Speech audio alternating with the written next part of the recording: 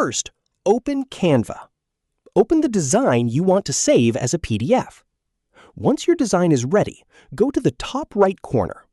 Click Share. Then click Download. Now look for the File Type option. It may be set to PNG by default. Click on it to see the available file formats. Select PDF Standard or PDF Print. PDF Standard is a good option for documents such as resumes or text-based designs because the file size is usually smaller. Choose the option that works best for your design. Now click Download. Canva will process your design and save it as a PDF file. Once the download is complete, open your Downloads folder. You will find your Canva design saved as a PDF. That's it. This is how you can save a Canva design as a PDF. If you found this video helpful, don't forget to like the video, subscribe to our channel, and press the bell icon for more tutorials. Thanks for watching.